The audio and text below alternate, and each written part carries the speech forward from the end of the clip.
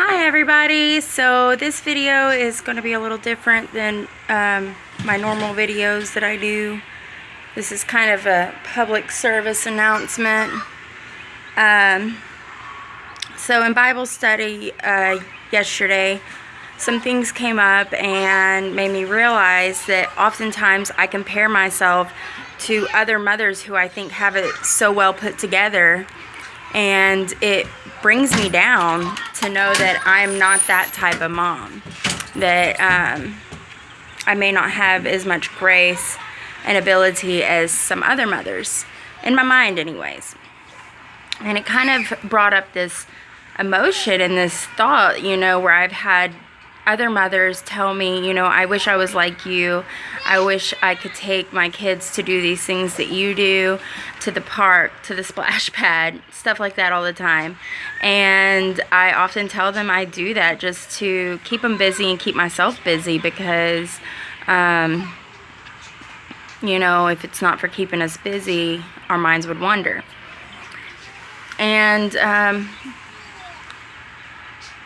so I'm sorry about if y'all can hear noise. We have a machine shop behind us, and also the kids are playing in the pool. So I'm just sitting out here watching them. So, but any rate, so I'm thinking to myself, I'm being told, I wish I was like you. I wish I could be like you and do these things that you do with your kids and blah, blah, blah. And the entire time they're telling me this, I'm like, I don't know what you're talking about, because I'm just a plain old Jane-O mom, and I'm far from perfect. But I feel like we often compare ourselves to other people, not even just mothers. I mean, men do it too, just ladies do it too. You don't have to be a mom to find yourself comparing yourself to someone else, something they are doing better than you. So many times I think, oh my gosh, she has it all together. She can keep her cool in public and not... guys do it too. They often compare themselves to other guys. Like, he can lift more than me. He has more money in the bank. He has a bigger truck. He has a better car. Whatever it is, silly things. And I do it. I do it so often. Like, how does she have so much grace to go about her daily life and not lose it in public with her kids and seem like she has it so well put together, and she has to be the perfect mother, she has to be the perfect parent, and her kids are amazing and so have great manners, and my kids are like feral heathens, They're really not. I love my kids. They're great, but they're also 6 and 3. And oftentimes I find myself comparing myself to mothers who have slightly older children. And I feel like that's a big letdown, because we compare ourselves to these other people in the way we see them. But we don't know the demons that they're fighting. We don't know the battles that they have in their lives. And they may not be perfect. They may seem perfect, but nobody is. Like, not a single soul on this earth is perfect, and we have to keep that in mind. Otherwise, we're going to beat ourselves up over comparing ourselves to the next person. And when that's not, like, what you should do at all. Like, definitely shouldn't be comparing yourself to anybody. And I'm not saying it's bad, because everybody does it. I do it. This is my biggest, I'd probably say this is one of my biggest struggles, is comparing my kids, comparing myself, comparing my life to other people and their lives and their kids and the way they do things. And we're all different. So we're all different. We can't keep comparing ourselves. It will be a huge letdown if you keep comparing yourself to the next person. So I just kind of wanted to make this vlog and kind of talk about that, and how, we may feel like somebody has their life more put together than us, but the reality is we are all one big hot mess. Everybody on this planet is just a big, hot, boiling pot of mess. So don't get down on yourself. When you think you know somebody that has it way more put together than you do, and you think you know somebody whose life is just so beautiful, and with social media we can commonly be misconceived, and we can commonly misconstrue things, because people aren't going to post pictures of their messy house and, you know, their double chin. They just aren't going to post that. They're going to post the perfect angle and the spot in their house that doesn't have a speck, and, you know, and then we are going to be sitting on the other side saying, man, maybe I need to lose a little weight because look at how perfect her face is compared to mine. And we just kind of let ourselves get down. Or we say, oh my gosh, she can keep her house so clean with having 3 small children, and I can't even do it with 2.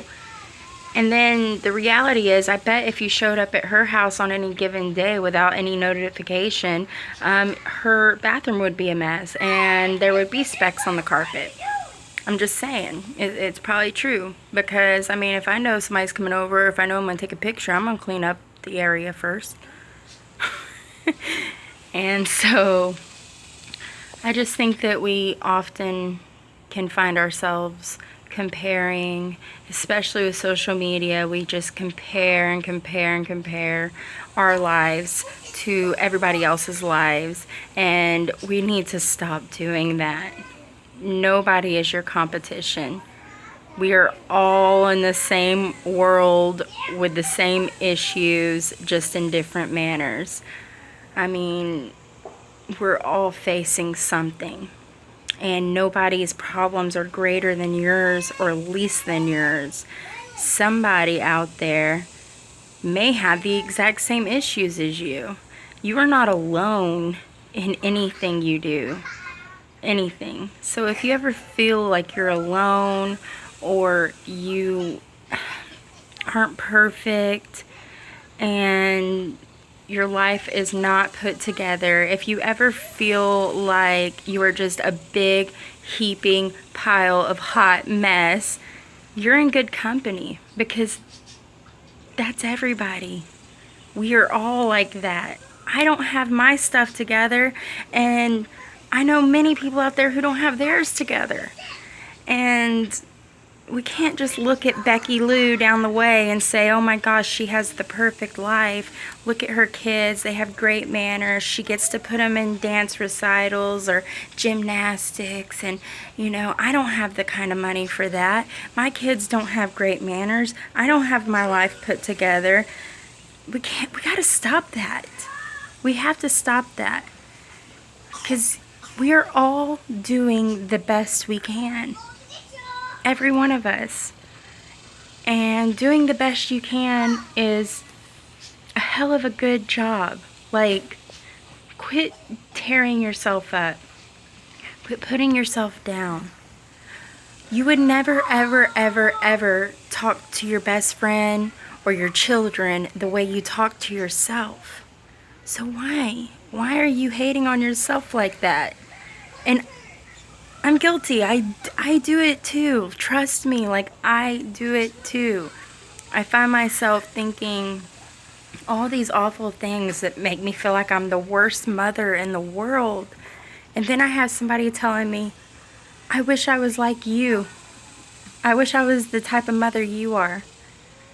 And here I am feeling like Cruella de Vil, you know? So it's like, give yourself a break. That's all I'm trying to get at here. Give yourself a break. You're doing a great job. And in case nobody has told you this today, you're freaking awesome sauce, okay? You're doing a good job. You are a good mama. You are a good daddy. You are a good man. You are a good woman.